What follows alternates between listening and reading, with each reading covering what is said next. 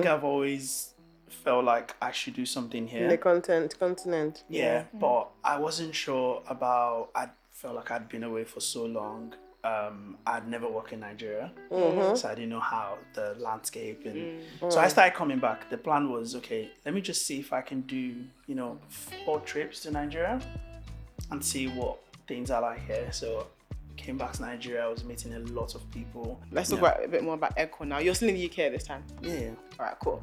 And so you decide to set it up with your co-founder. Have you always been co-founders? Yeah. So she worked in a PR company. And in the UK. In the UK. Did you finish uni?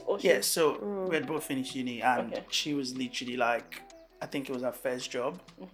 So I kind of just told her about what I'm trying to do, and I remember her reaction was like, why would I leave? It feels I was unemployed more or less, trying to start a business. She had a good job, so I think the thinking was, why would I leave a job that's paying me certainty. Follow this your nonsense dream. Teaching you how to Japada in style.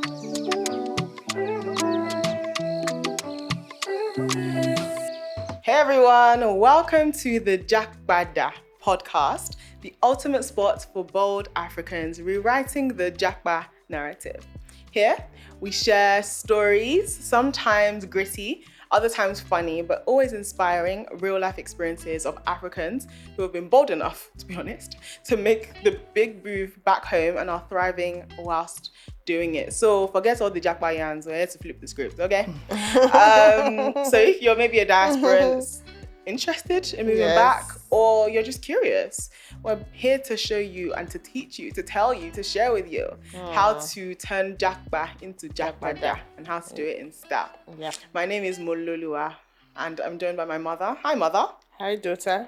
How are you? What's your name? I'm still at Tinuke. It's still for me, as if, as if it was going to change. As always. Oh my gosh. And with us, we have a very colorful individual. Wow. Oh my gosh. Mom, and this bell, we haven't been able to get it upset. We need to announce his arrival. And wow. We have with us Seyi Ekisola, who is the co-founder of Eggcorn Digital. Basically a pioneer in Nigeria's podcast industry, man. No, for real. And I think he's certainly done a good amount, or they've done a good amount in transforming it.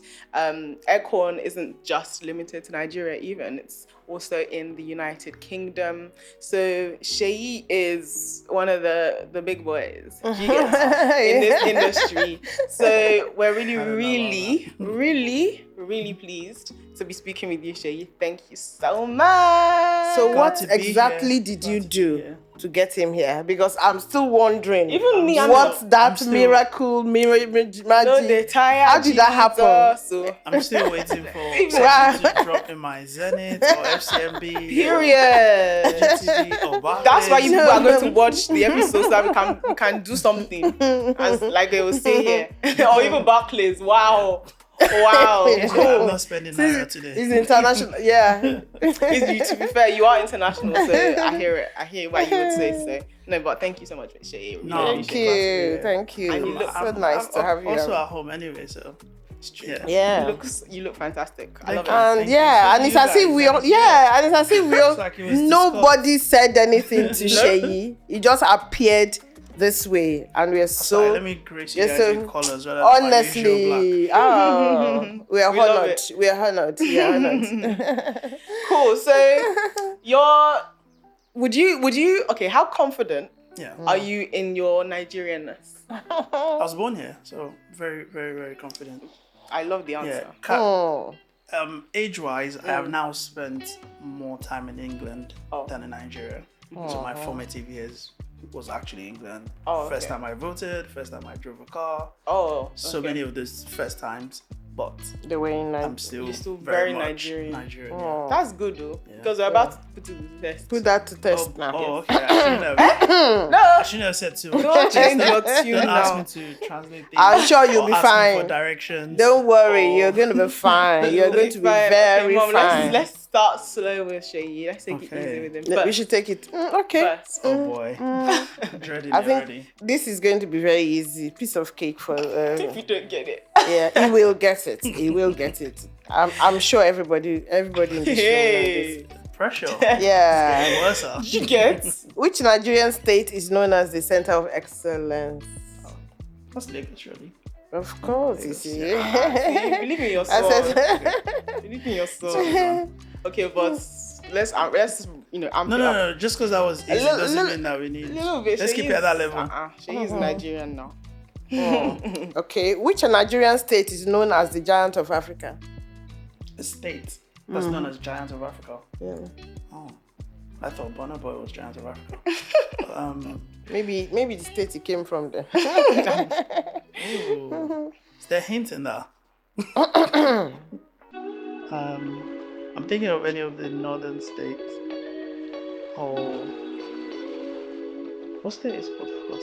Is Port Harcourt a state? Is it River? Yeah, that's River State. That's River State. Yeah, that's River State. Between Kano and River State, I don't know which one. Giant of Africa. For Africa, whole state. Let's go with this. I don't trust my answer, but Neither do I. Neither do I. I'm screaming. You think neither answer is right or neither do I? okay, so are you going to give me the answer? Oh yeah, no. So I learn at the same time. Yeah. Yes, Of course, everybody, all of us, we are learning. It's actually a trick question. And you got that. And you got it. I was so surprised that you would have Because your first reaction Giant of Africa. You were like Giant of Africa. Yeah. Giant of Africa is Nigeria now. Okay. There's no state. Nigeria is not states. Yeah. So you Fair enough. you got it. Kind of sorta. And it led to Burna Boy reference too, so There you go. So we shouted River State out. more or less. Yeah, I hope we get a lot of listeners from that area. I really do too.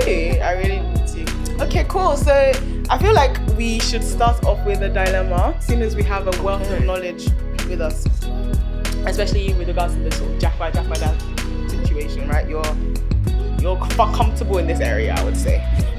So let's take a dilemma that we got, and again, it's within this remit, so just your honest opinion. Okay. Yeah? Cool. Let's go. This one says, am I being taxed for living abroad? So it says, I'm facing a dilemma, so I don't know how to handle, and I need your advice. I recently proposed to my girlfriend in Nigeria, and we started preparing for the traditional marriage rites.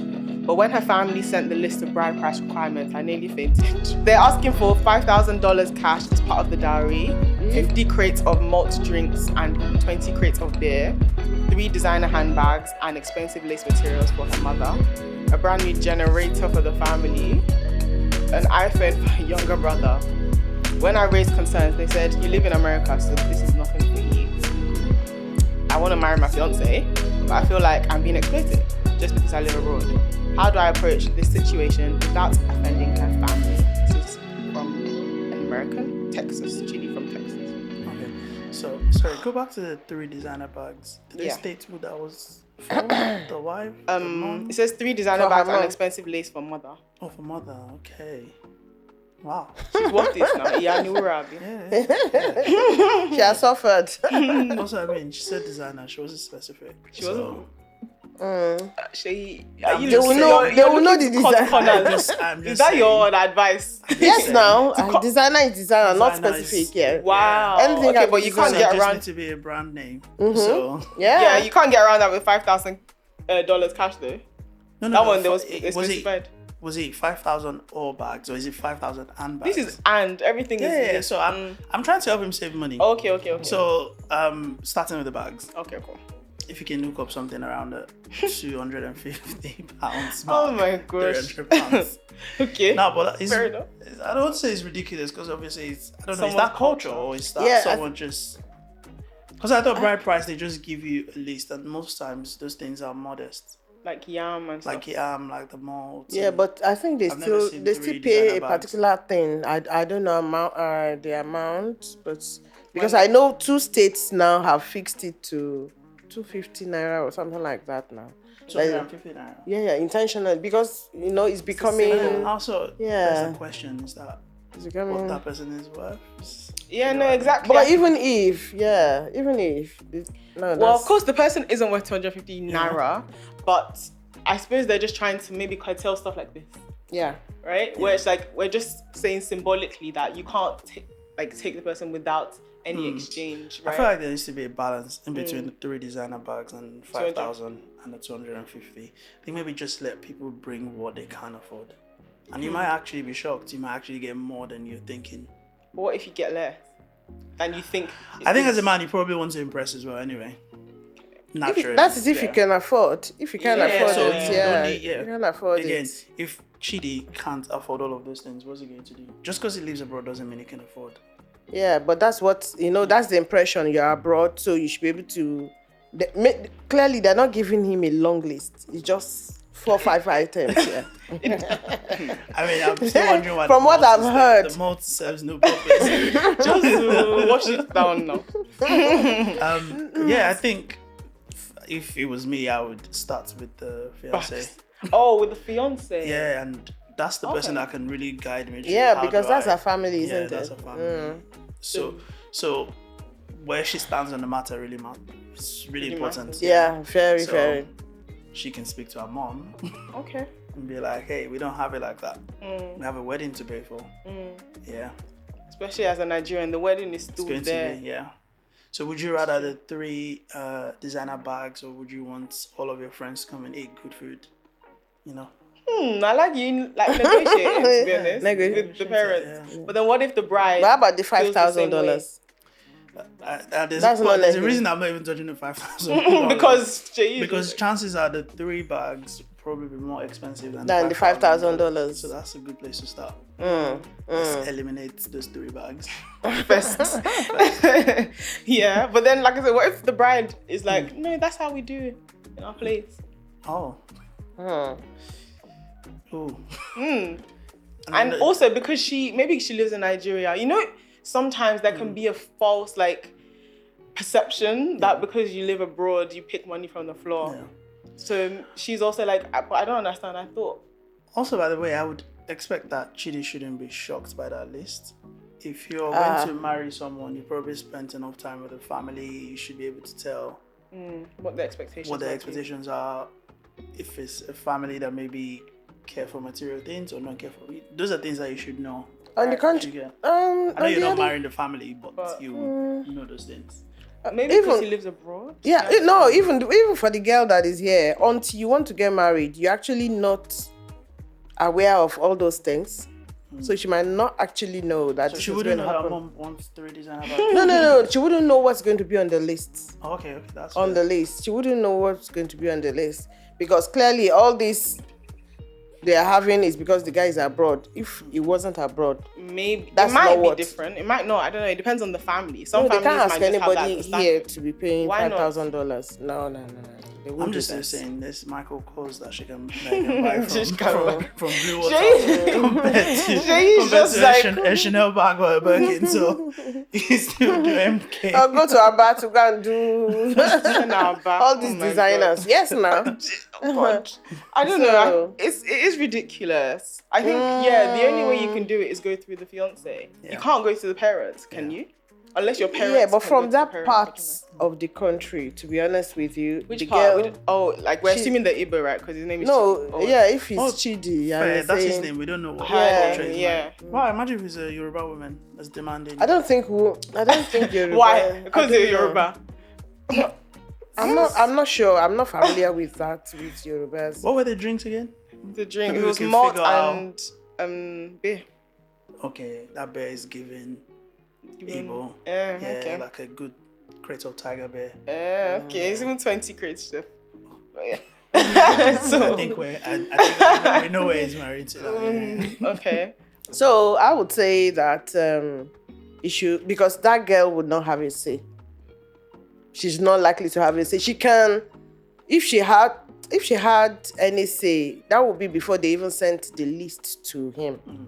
I'm sure if she had seen, she would have spoken to her parents, except she's not involved in that involved in that process. Yeah. I think the best way to go about it is to look for elderly people. that are close to that family. That's where she will be able to come in and help in that instance. And maybe she has some uncles or distant, that they can go and speak with her parents. Speak with the parents. It does not sound stressful. It is, but don't you think? Haven't you noticed? Anyway, don't let me say. That's the way I perceive it. There are some marriage ceremonies in Nigeria that are very stressful. Because I'm already thinking, I'll probably just find a way to get those things. Really? Rather than going through uncles, I guess. But to be fair, but if you can afford it, because I can negotiate. This is just a list. Expecting 5,000. It might just be 2,000. There are still going to be two major ceremonies: the traditional marriage and the whatever marriage, white wedding. If they have one, yeah. Also, my mother-in-law is still going to have birthdays, Christmas. We can move those They don't bags. think There's still more celebration along the line. Along the way, Abby, you're not planning to die anytime soon. So let's not pack it into one. I hear it. I think I get what you mean. I don't know if Chidi got anything from what we've just said anyway. No, okay, well, I think I get what you mean because a lot of times something will happen and I'm just like, bro, I'm going to do what I want. Everyone will be all right. Last. And my mom is like, no, that's not how to go about things. And so it's how to go about things that that's her own approach, which to me can be typically stressful, long. She's like, I'm not going to do that. I'm just not going to do it. But it's for peace of mind. So. Peace of mind. And don't forget, you want to marry a girl. You don't want to make an enemy of that family. Very true. So you have to think of all that. It's not just about her now. So honestly, it's very early on as well. Exactly. So you just have to find a way. What if I was Caucasian? Like my life would be so different. No, it's different, but not that they don't have their own issues. Married, they have their own issues as well, don't they? Go to the courthouse, go to the pub after maybe if I feel like having a bit of a. We need to introduce bride price to the two them. I don't know about that one. So. Oh no. But no, I think Chidi, maybe listen to mom. And sit down with your girlfriend and set financial boundaries. You guys will have budgets. Yeah. This is what we can spend. So now ask the question, how do we, I don't know how much, $30,000, $40,000.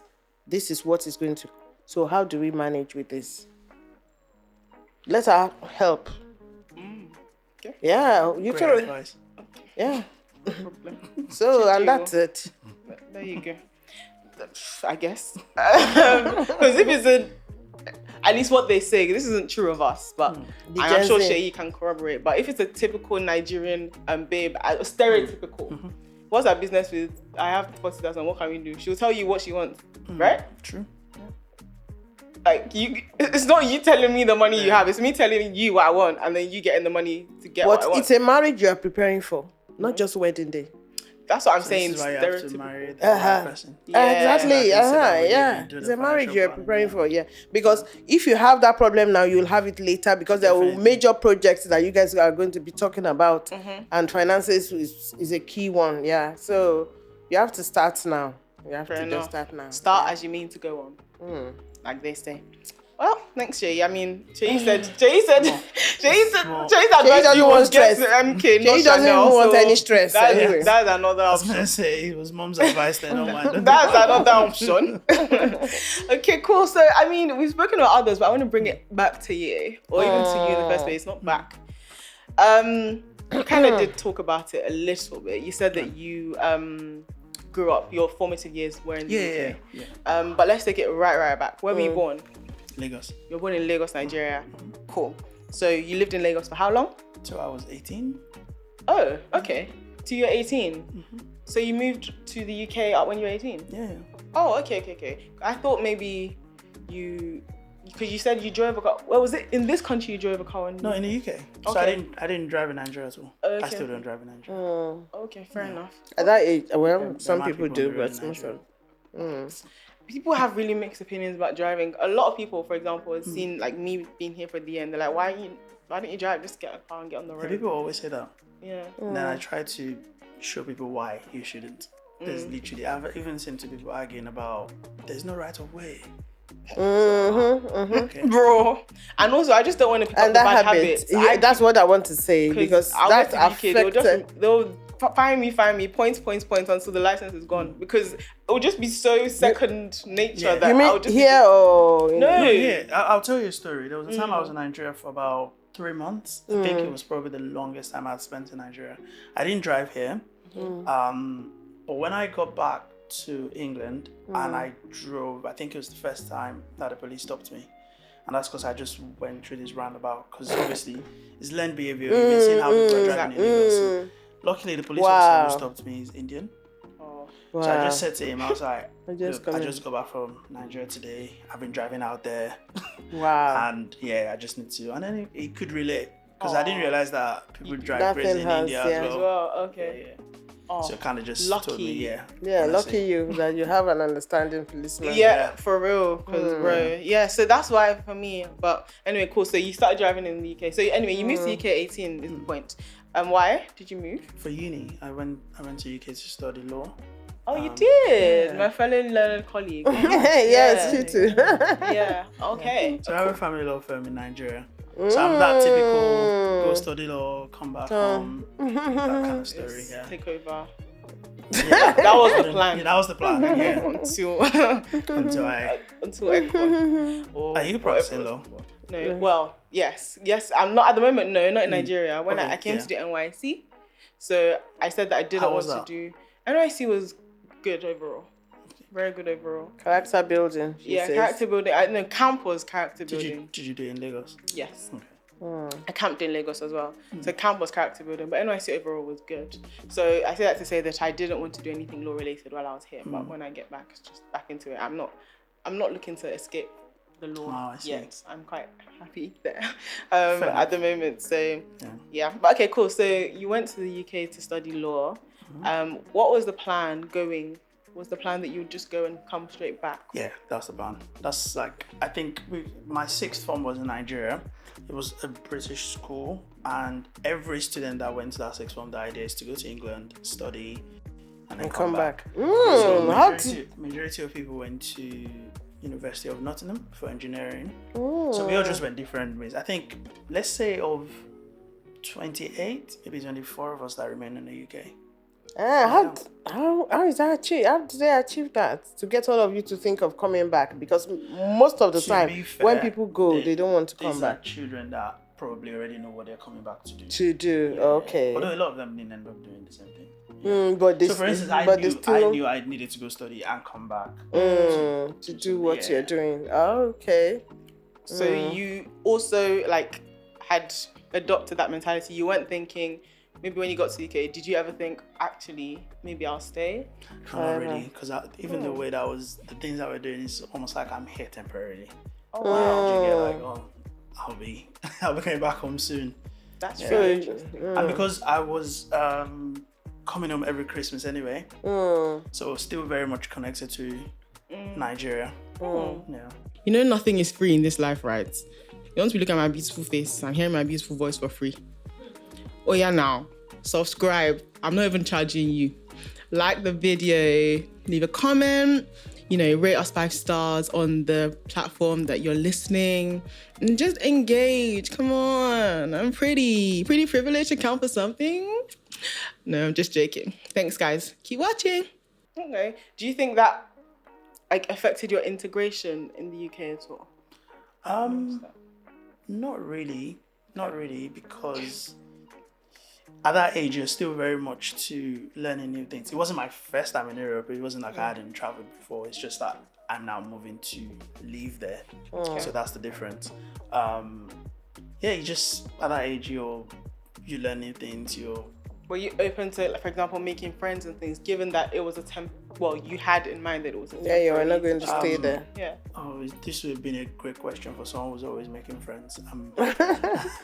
Don't tell me you are not great with making friends. I'm not. Generally, I'm not. Really? Yeah, I'm one of. Is that what you tell yourself? I only speak to people when you need to. Unless it's work and money related. So how did you do that when you were in uni? Yeah. No, that's what I'm saying. Because people will talk to you naturally anyway, even if you don't speak. Yeah, people will talk to you. That's strange, though. Yeah. Well, I mean, you said hello the first time we met. And then we all got talking. So if she People never like said, you. so if she never said, People I like knew she was going to say, you. That yeah. I think sometimes I can be socially awkward. I don't like when people say about Yeah. me, but I like when You I'm can the say one about admitting. yourself. Yeah. No, I always say to people, I'm just like, half I of think my friends I'm also now, like that. I socially think. awkward. No, not socially awkward. Okay. That I don't just move to go and talk to people. Oh, okay. It's only when it's necessary or out of duty that I do it. Yeah. I always say that most of my friends now, if I hadn't approached them, we wouldn't be friends. I'm just like, you guys see your life. You know, I've missed the gem of your life. True, which is absolutely fine. I feel like you have those people who they're the ones who sort of, They make that move. But funny enough, I'm not an extrovert. Anyway, let's not make this about me. I'm just not shy. So if I see something, for example, I'm someone that I can see you walking past, I'm like, oh, I really like your outfit. My siblings used to think, that's a stranger. But why are you if it's talking me, to a I'll stranger? think about it, But not I'd say it. probably not say it. Yeah. So, well, anyways. I'm learning to change. I'm raising a daughter, so I don't want her to take some of those. Yeah. No, that's and it's good to be able If to. her mom is not like that, or she might I think not. we might be pretty similar, which is why it's important to try and instill into her that, you know. Yeah. Cool. So you were at uni, anyways. Yeah. So not talking and interacting to the level that you felt like you should. Yeah. Anything else? Were you doing? What was that? I think I'm always someone who's always trying to think maybe steps ahead. So I kind of maybe fell out of love with law, or maybe I came to the realization that I was nudged. Right?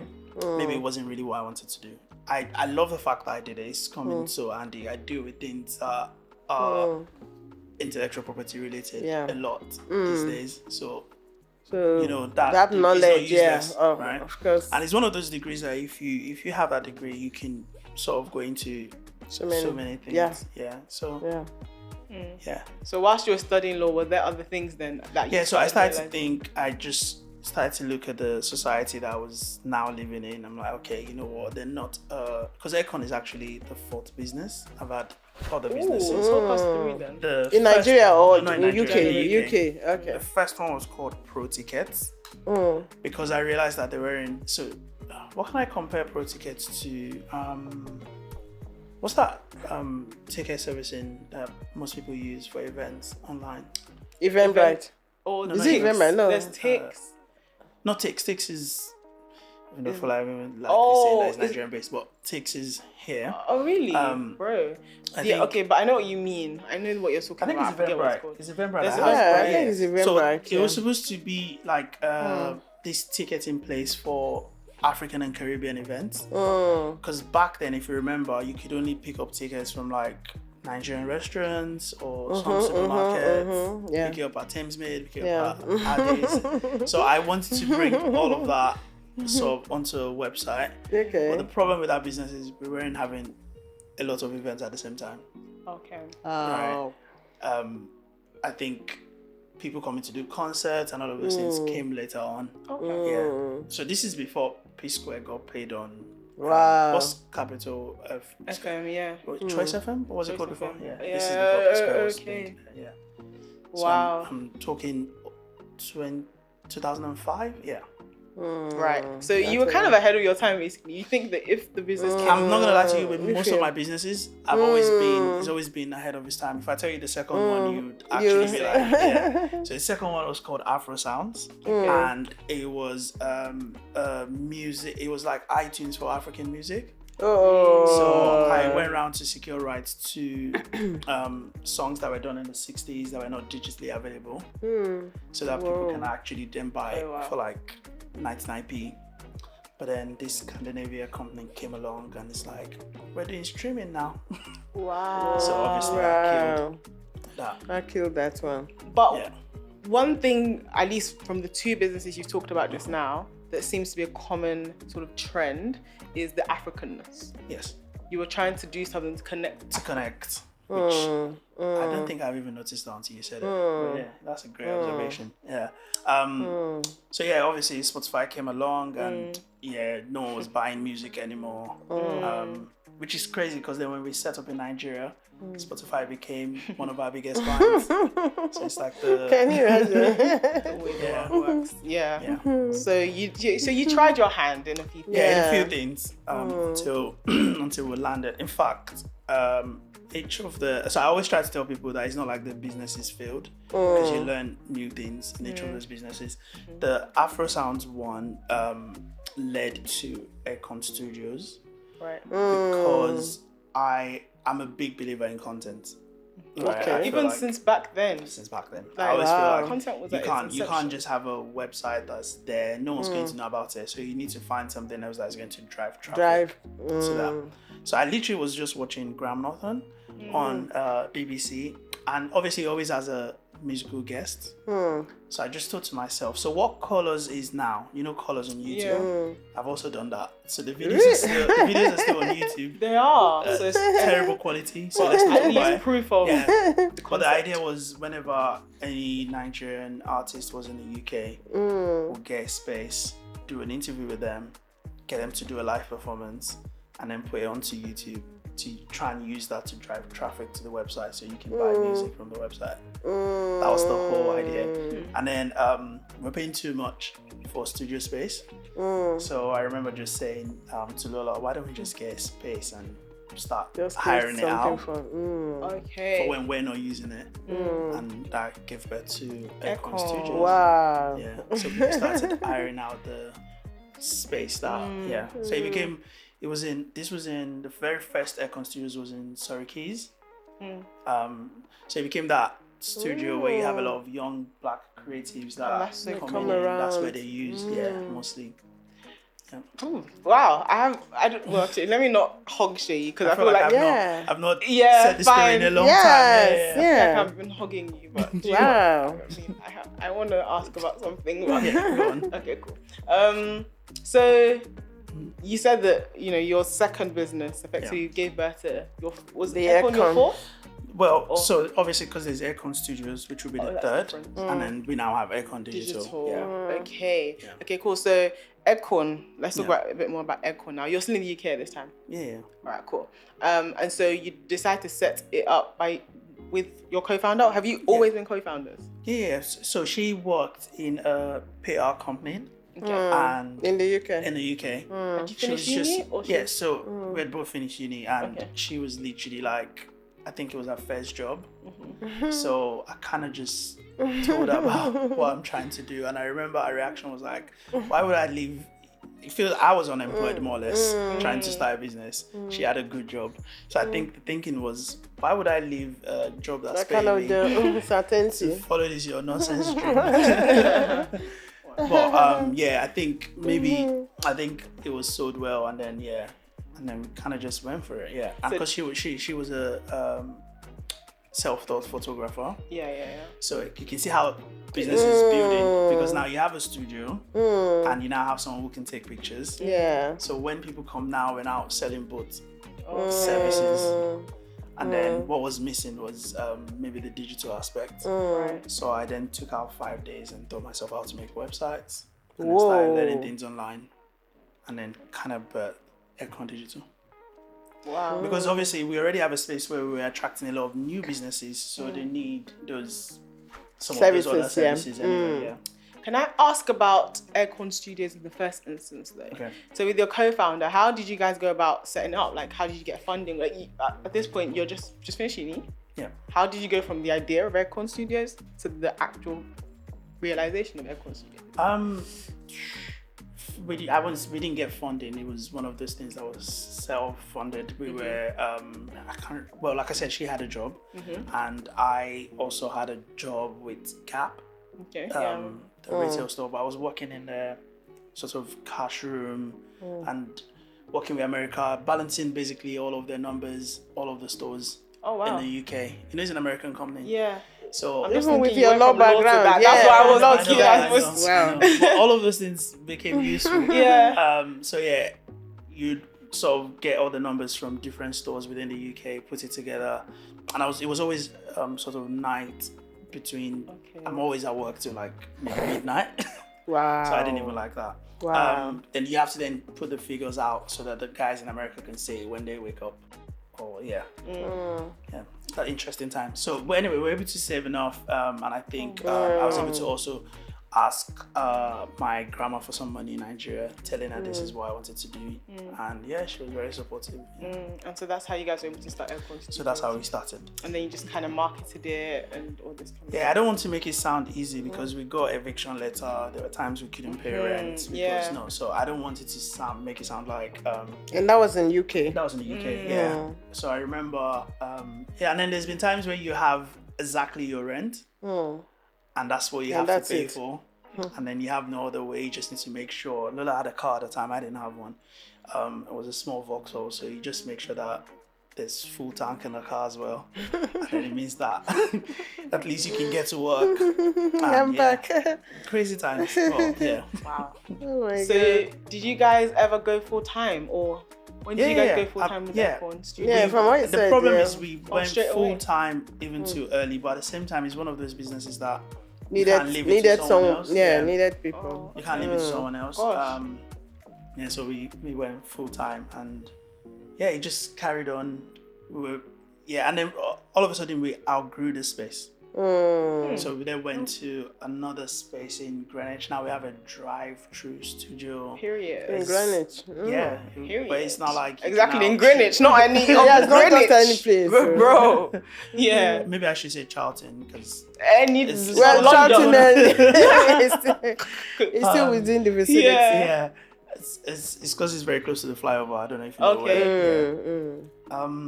Yeah, so we moved there, and obviously it means you can now attract even more clients. So then we have clients like Disney coming to shoot things in there. Oh, nice. We have magazines now, Elle magazine, Vogue. Everyone has really shot something. So even till now, whenever I see something that was done in Eggcorn Studios, I'm always proud. Obviously, because when you see something in a magazine, you just see a picture. I would just know this was done in my space. Yeah. Wow. So you have that, and you still have it over there, and it's doing well. So why Nigeria? Why they move to Nigeria?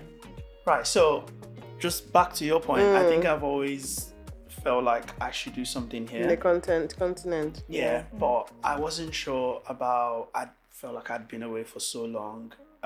I'd never worked in Nigeria, so I didn't know how the landscape and so I started coming back. The plan was, okay, let me just see if I can do 4 trips to Nigeria and see what things are like here. So came back to Nigeria. I was meeting a lot of people. I stayed in this hotel called the Borough, owned by now my very good friend Olabi.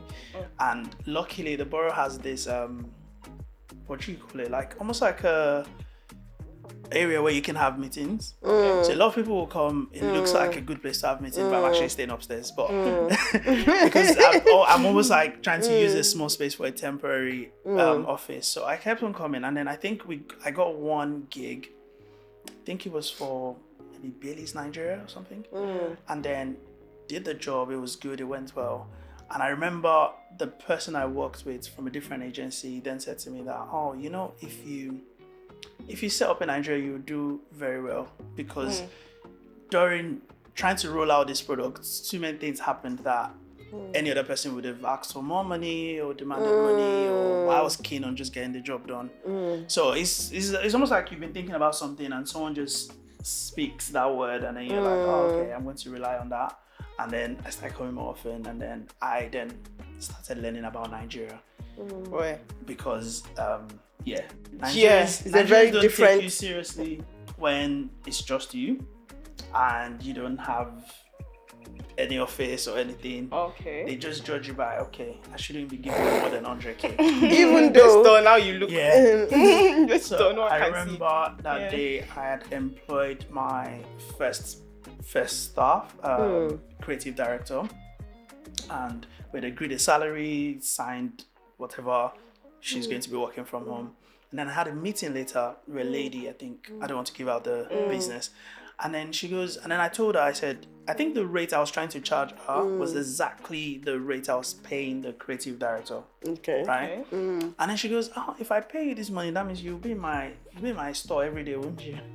Wow. She literally said, if I'm paying you this, that means you have to be there physically. So I realized that there's something called packaging in Nigeria. Brandon. And, yes.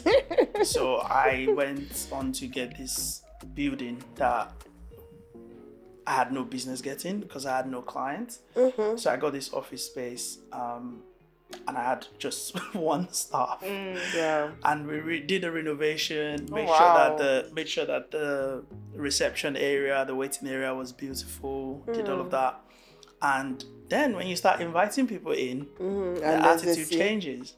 So now they're not wondering why you're charging them so much. Yeah, it's a lot of. What were you charging them to do specifically? No. Some of the services that we do provide, which is mainly digital marketing, is what they need. They have a business, and we're trying to help them. Yeah. Right. Yeah. So that was the first thing you did with Bailey's Nigeria, because that was the first gig, right? Yeah. But that one was more like I was working more as Seyi, not as Eggcorn. Yeah, I understand. I'm just kind of trying to understand your break in. Yeah. And what you were doing when you break in. Yeah. Okay. So and then I just remember going back to the UK and saying to Lola that we're going to move to Nigeria. And I think at the time she had never been here. So came on a first trip to shoot for a brand actually, a UK brand that we work with. I don't know if you guys are familiar with Grassfields. Yeah, so we started off with Grassfields, so we came to Nigeria to shoot their collection. Really? Grassfields came to Nigeria? They. Oh, okay. Yeah, because I had already moved their production to Nigeria. Okay. There was a bit of struggle in doing the clothes in the UK because if you're using the same factory as Zara, even if you want a collection out, if Zara comes with their orders, they just push your stuff to the side. Yeah, so I came to Nigeria, looked at different factories, and then was able to set that up. Okay, fair enough. Wow. So Lola now came with you. Yeah, so she came. So she's been to Nigeria maybe 4 times now. By the time she came twice. One time without the office, and then second time when we set up the office. Yeah. Wow. And then just grew from one staff, and I think we're 30 now. Wow. And it's been 4 years. Wow. Not an easy journey though. Again, I don't want to make it sound too. Yeah, that's why I was about asking you if you're going to use just one word to sum up your experience for the last 4 or 5 years. In Nigeria. Just in Nigeria. Yeah. One word. Yeah.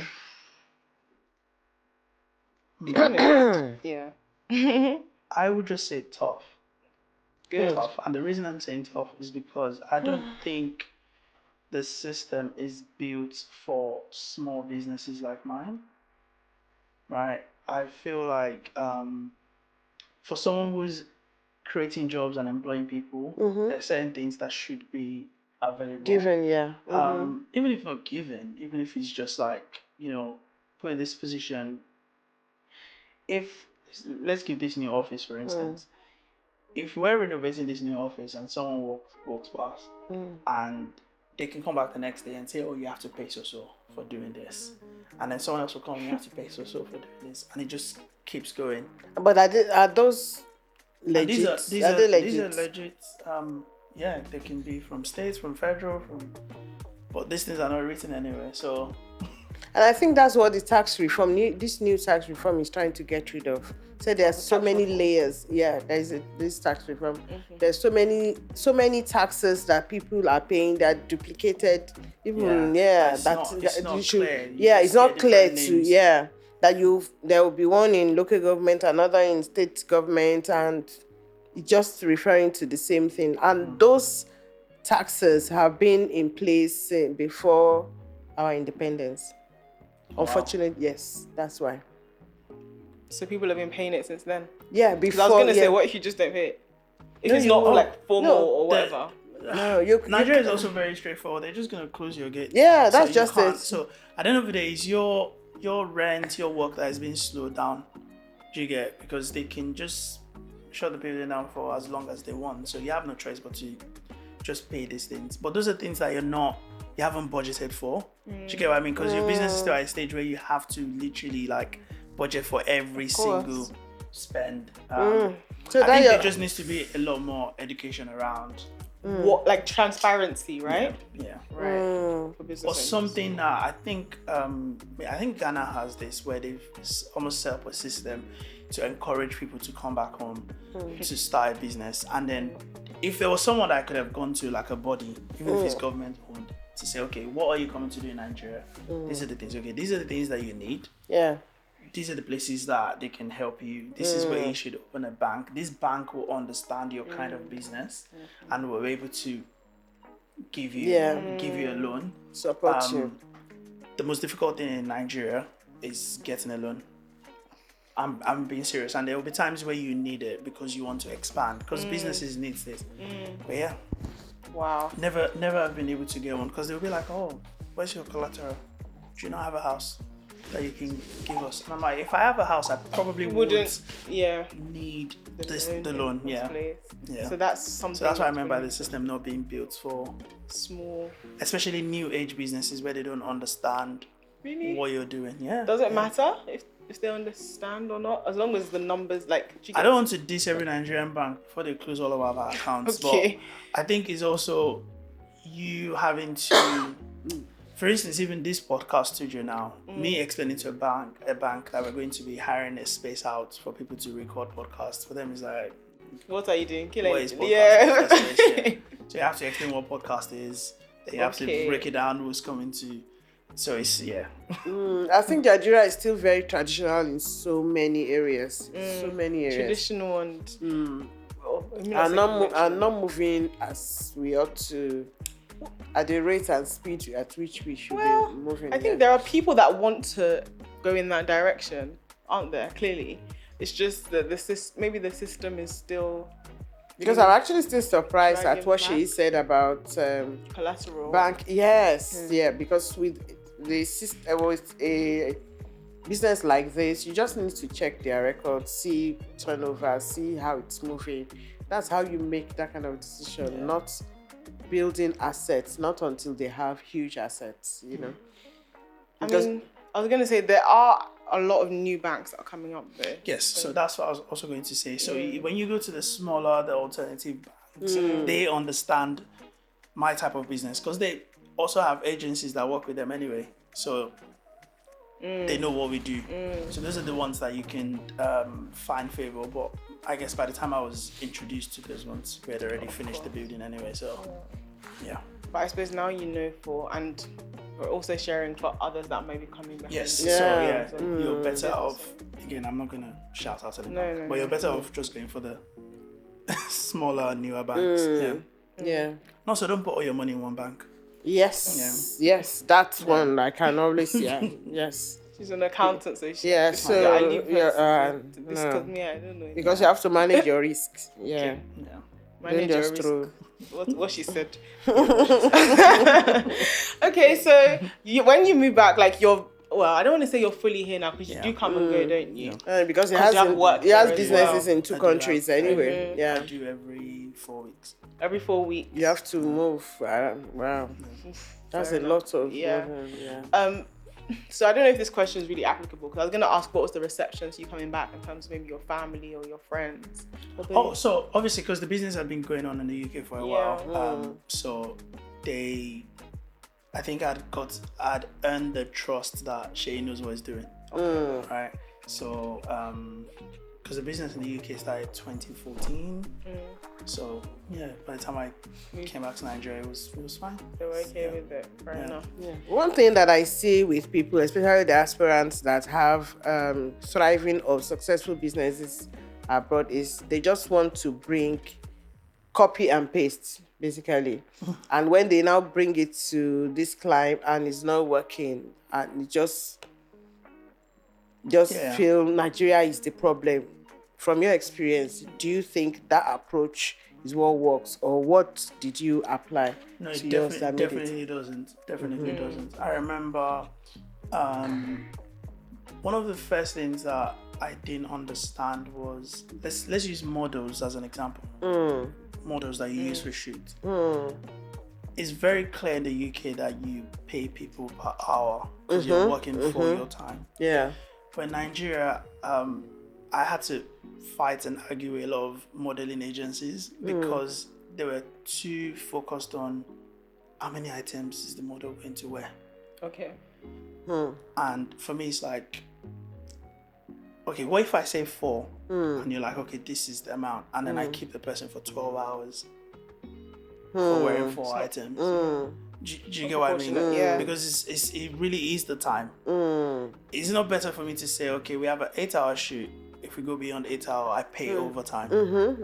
But the system was more, you have to tell us number of items, which is like, it still happens, but I managed to find a way. I think I was able to convince 2 modeling agencies, knowing that when they're working with Eggcorn, we paid by the hour, not by the number of items. Because then we can rush things, so we can get 10 hours, 5 hours. And if we can actually fit 10 items onto you in that time, then absolutely fine. So again, you have to come into the system and see what works here, and then always be ready to innovate and think up new ideas. Because I know I didn't actually come here. I didn't think that we were going to do the broadcast at all. It wasn't part of the plan. Right. We were just going to do digital marketing, do a lot of creatives, and then we had a room spare, and I turned it into a podcast studio. Because it was needed anyway. I would say it was needed. You created it. I spotted 2 people that were that had this great podcast. I said what I said, and it was audio only, and I felt like more people should know them. So I built a whole studio without meeting any of the girls. I didn't know them from anywhere. So I built a whole studio. I remember doing the sofa in their color. Wow. So I was at Heathrow Airport on my way to Nigeria, and I just I DM'd Jola, and I was like, I know you don't know me from Adam, but can we have a sit down and have a meeting? And so when they came to the office, we spoke, and I think they looked at me like one of those guys that many probably I've sold them so many dreams. We'll do this, we'll do this live show in London, we'll go to Ghana, we'll introduce video. So they took me seriously as soon as I walked them from my office to the podcast room, and I was like, this is yours. Yeah. So that's kind of how we got into podcast. Wow. Really brilliant. Yes, it is, yes. So in Nigeria, you just have to keep that's the only way, to break into that kind of a new market. Especially for him and for Nigeria. Well done. So for real. So you were the one that actually took them to the first live show. And we did a lot of things together. And then Jola has always dreamt of having our own network, kind of like all-female network. Oh, okay. So which is what she has now in Carousel. Okay. Yeah. Wow, honestly. So when I was saying pioneer, you were looking at me. But it depends on who you ask. No, because podcast existed in Nigeria. It wasn't like podcasting. It wasn't here. I think there was just no. Let's say the idea of it being a network that's producing different podcasts was just not. It wasn't popular. Right. Yeah. There were just a lot of independent podcast. So carve the niche then out. You can say that you can. Yes, maybe I'll take that one. No, amazing. Yeah. So I want us to talk about the Nigerian people because this podcast, we know that diasporans will watch and some newly Japadites too will watch. How in your few years that you've been back and you've been working here and with your business here also, how I don't want to say how easy is it, how have you been able to manage and navigate relationships with people, both in business and personal? Oh, okay. Because Nigerian people think they're peculiar, that we are peculiar anyway. I feel like I've always looked at Nigerians as very sort of like, we're brilliant people. We're actually very, very smart. And we have a lot of pride as well. And I remember, I think maybe back in uni days, where people were almost sort of shame you. It wasn't cool being Nigerian. No, not back then. No, yeah, it was not cool being Nigerian. I mean, maybe you say you're Jamaican or something. Yeah. I think my name used to be Sean rather than Shay. You wear contact lenses. Yeah, it just wasn't cool to be in Nigeria. But I think our music, our culture, and things just started to change, right? And I just always tell people, because people talk about how there's, a lot of corruption in Nigeria and a lot of fraud boys and things. And I always say to people that half of the people who are doing fraud in Nigeria are people who haven't even been in the four walls of a classroom before. So the fact that they can outsmart you and just means that they're brilliant people, if only that was used for something else. But again, the environments that you grew up in, I don't think there's enough support to encourage. So yeah, it's a bit different. I struggle. I think the way that let me put it this way. Have you ever noticed that when you get on a plane in Nigeria, it feels like everyone is Nigerian. But the moment that plane lands in another country, it feels like everybody behave better. Sure, yeah. Do you get what I mean? There's a change. It's almost like it humbles you. Yeah. There's just I'm in a country where it's like there's no rules. It's organized, so I must also be organized. Yeah. No chaos. I've always thought about that, and then something happened recently where I got on a flight with. I hope I don't get in trouble. Anyway, if I don't mention the person, let's just say there was a king on the flight, right? So in Nigeria, people had helped him with his bag, put it up there, they were able to get on the plane and stuff. I was just watching this, and I was like, I wonder what happens when we get to London. Do you get like? He's going to carry his bag by himself. So, there are people waiting for him. And literally was sat like 3 seats ahead of me. But I was so curious. You see, when the light got that take off his seatbelt and I got up, I was just, be focusing on getting my bag. I was just watching him like, this man was carrying his bag. Yes, no. We're all dragging it, all waiting for our suitcase. The same. He's almost like a leveler. Yeah. And I wish that there was a bit of that attitude here, because obviously we have this crazy class system that's super obvious. Too obvious. Yeah. That's too obvious. I think obvious. that's a good observation about about the people. The way the same people can act differently in different places. Yeah. So it just shows that we actually can behave. Yeah. We can behave, but you just choose not to. Yeah. And it's the same way when you're coming back to, you find people that were okay with queuing. Yeah. And by the time they get to airport, it's like, I'm bigger than you. In fact, exactly. Yeah. Do you know who you're talking to? Who are you? That's a very famous line, by the way.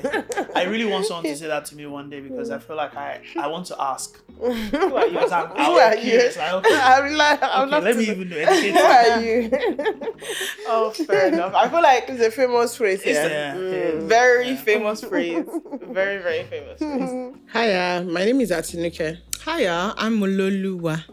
Thanks for watching up to this point. Yep, thanks for watching. But you guys, you need to like the video. Yes, now. Subscribe, share, comment, leave a rating on Spotify, Apple, Google Podcasts, wherever you're listening. Engage with us, please. And do all the good things that you can do online, yeah? Yes, please. Okay, let's get back to the episode.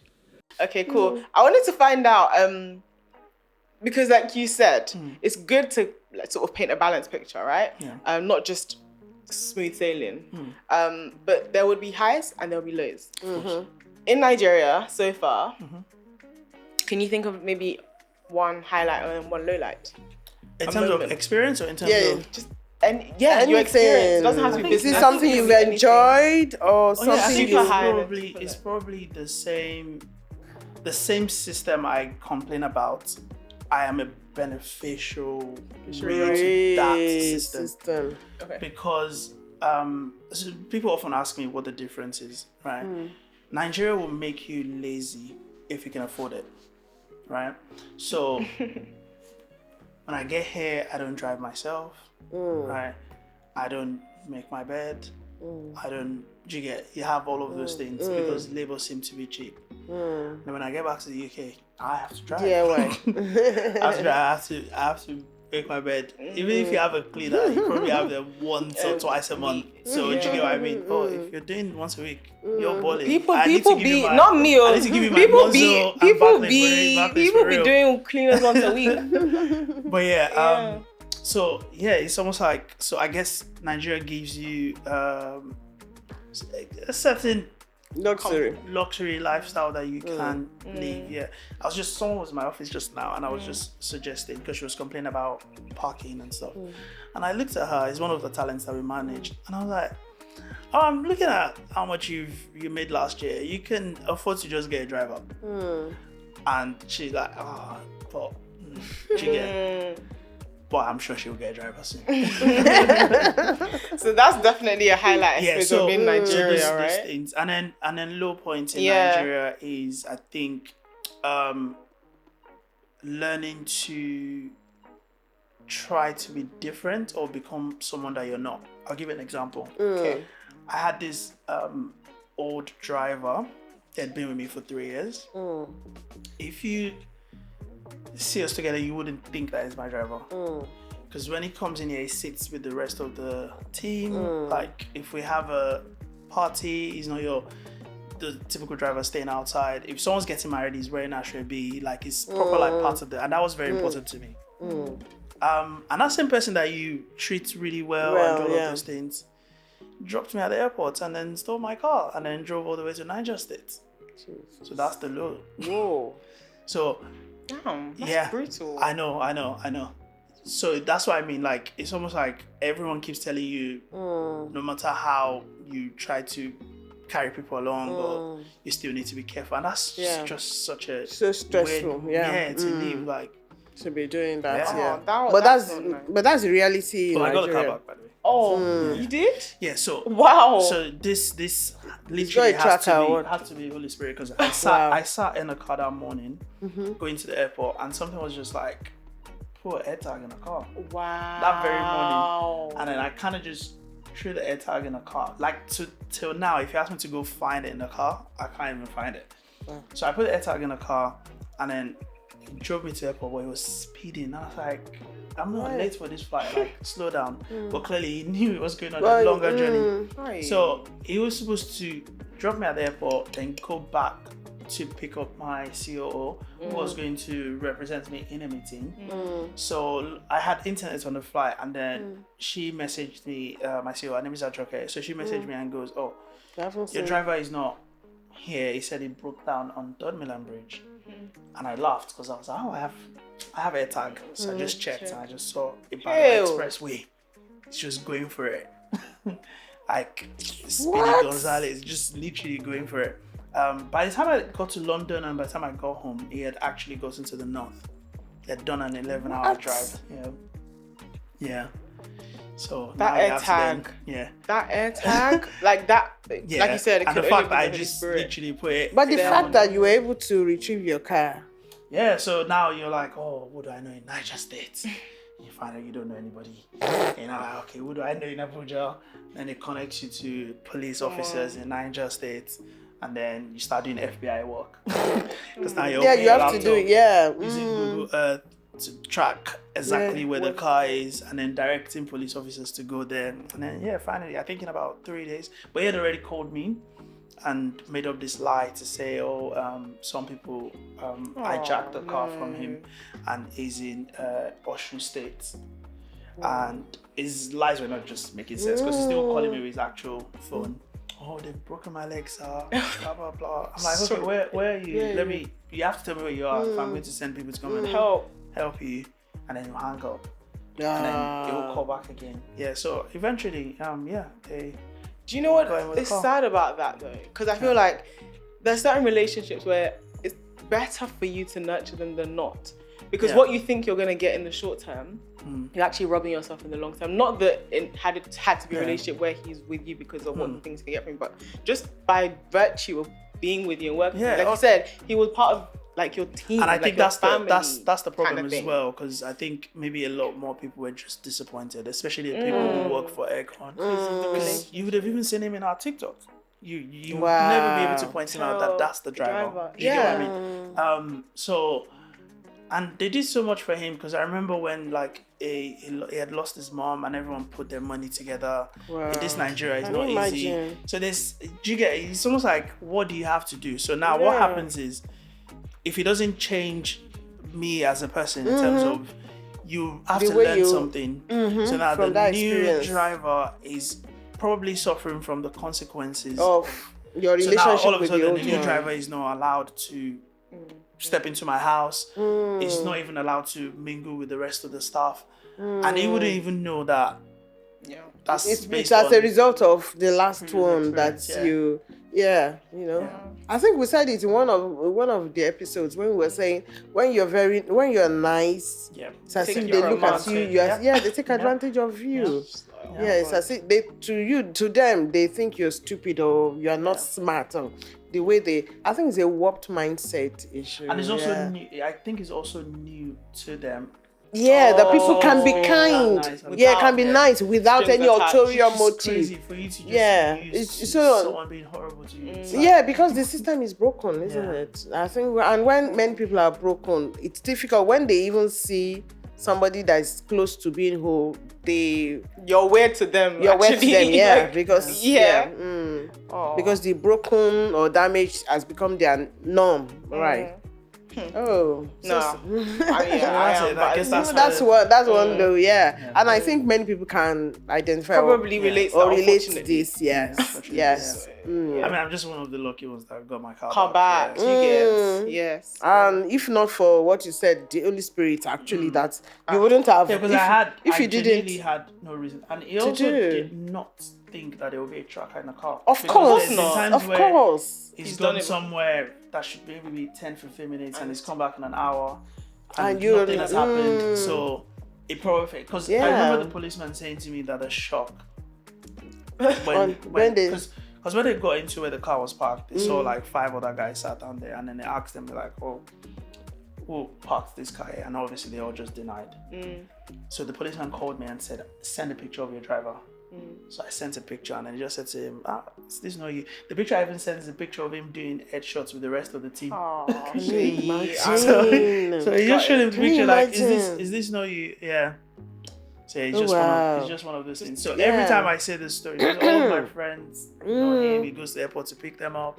All the talents and celebrities that we manage, he had access to them. So and he just messed everything up. Just because of words.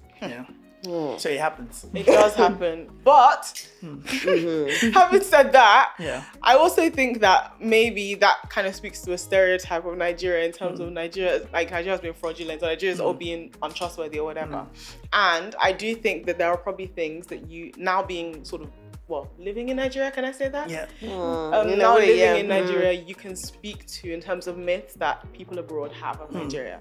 So things that people think is, obtained here, that is really just not the case. Are there any things like that are myths that you can bust being somebody that lives in Nigeria now? I think for me, it's just, Nigeria is such a big space, right? And I literally, I'm always in Lagos. Lagos is one of the 36 states. So I think whenever people speak broadly about Nigeria like that, I'm always like, I don't know what other experience of other places. I'm big on trying to inform people that Nigeria is actually not unsafe. Okay. In terms of, depending on where you're going. I don't know the experience of someone flying in to end up in Kaduna, because I've never been to Kaduna. But if you're coming to Lagos, right, I know so many people who, when they get to Lagos, is when they book Uber and they get to their hotel and everything is fine, right? I'm not saying we don't have issues, but people tend to make it seem like, that's such a insecure place. And I remember when I was going to Johannesburg as well, and they're like, every good thing or anything of value that you have, just make sure you keep it. And then when I got to Joburg, because I went to Joburg for work with Spotify, and I'm seeing that people are living as normal. Again, not to say that there's no crime, but because I have already been talked out of, I'm having to buy winter jackets there because, it was just... So I think, not me forgetting the question that you asked me. So it's a... No, I hear you. I feel like you say, we are majoring on the minor. It exists, but it's more minor than it seems. And it exists everywhere. Every country. I've heard Nigerians also say they can't come to London because they'll just get stabbed on. No, they don't even talk about the stealing. Okay. Because that's relatively new in terms of I don't know what's going to happen about that as well because it's strange.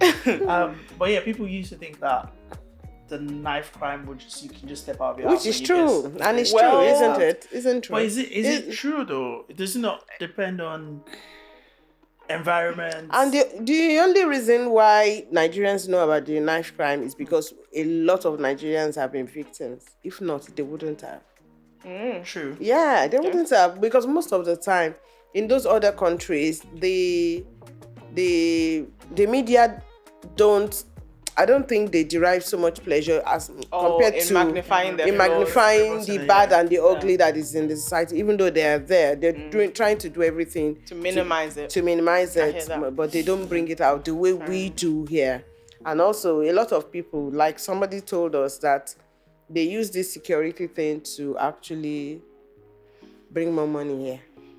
How do you mean?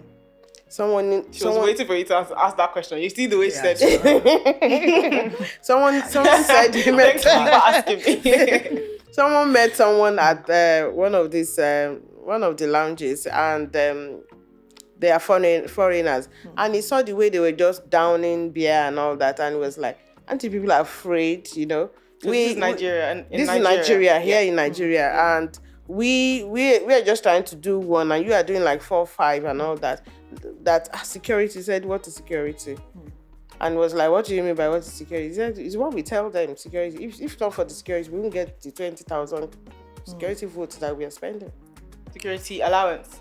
Okay. Like money from them, foreign companies, effectively. So if they don't tell them that, they need to give them extra as they are coming, and that's what they are using to flex. Wow.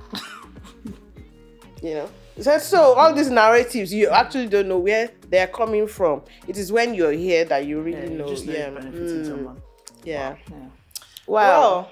Honestly. I think we should just continue. But I know, right? Honestly, I appreciate eventuality. Because I'm like, I hope Seyi. Let me tell you this before we go. I like, and that's what I tell diasporans, that you might not be able to change the whole country, but the small space that you control. I like the way your staff relate with one another and with you.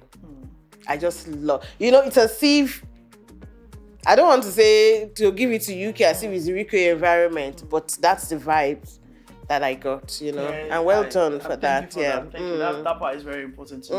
There's something I always say to majority of them, that I don't want you to come to work and before you get in, you're panicking, and then at the end of the day when you're leaving, you're taking a deep breath. So because the moment you have those feelings, then it feels like you shouldn't be here. So that part is very important. And I think it's something. It's something that me, that an outsider, I can easily see. Well done, well done for that. And Lola. And I think that's how we and that's how we change culture. Honestly, just small by it's small. Yeah. A lot of people disagree, but. But that's how. No, that's how. Yeah. So I suppose to sort of close out, I'd like for you to please speak to somebody that's either considering moving back to, let's say, Nigeria, because you're very familiar with Nigeria, or somebody that's just moved back. So they're in the infancy stages of Japada, right? What would you say to them as sort of your parting words? Like, this is something I feel like you should know, and I think that's your camera, so you can even speak to them. I think I'm one of those people that really want people to come back home and establish things anyway. Because otherwise we'll end up just using all of our resources and knowledge to build another country, and this one continues to suffer. So it's not going to be easy, but again, you're sort of those, how do they call them? The front runners that are trying to make things easier.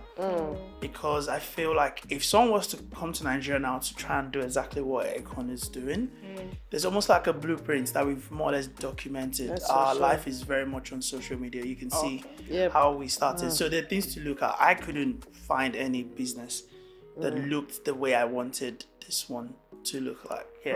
So I would encourage people to come back home. I try to bring my daughter to Nigeria at least twice a year where possible, because I also, and that's why when we were speaking before the pod, you were shocked that she has a Yoruba name. That was also very important to me. Intentional. That, you know what, she needs to have a Yoruba name because she needs to connect to where she's from, regardless of shout out to you guys growing. for that, because in this generation, it's Jaden. That's also Jaden and so well done to you. No, that's fantastic. Thank you so much, Seyi.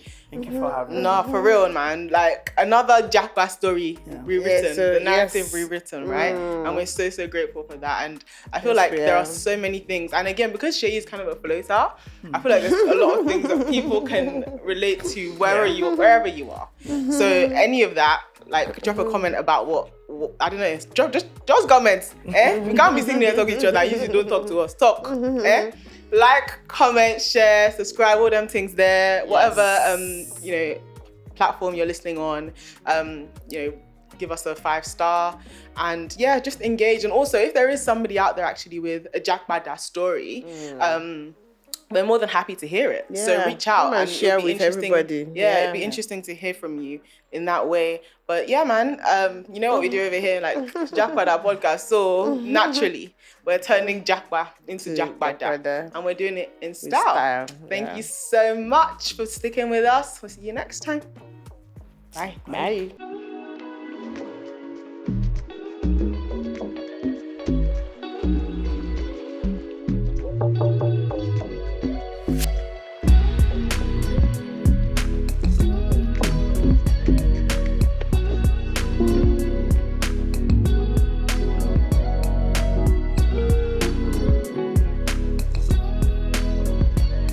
I was born in the US, and then when I was 5, I came to Nigeria. Maybe they wanted to introduce us to the culture, make sure that we're familiar with Nigeria. My experience in Nigeria was probably more of a lower class type experience. But I did go to a private school. So I kind of had a fusion of both. What made you want to come back home? I'm missing where feels like home. That was like my answer. So from that day, it started a whole journey of exploration. So that was a shift for you. It was like a big shift that day. Like, that's really what's missing in my life, is a place that feels like home. The biggest thing is that as we were kind of doing budgeting, I just kind of started thinking, wow, we won't have to pay car notes. We won't have to pay car insurance. We won't have to pay light bill. We won't have to pay gas bill. We won't have to pay for parking. We won't have to pay for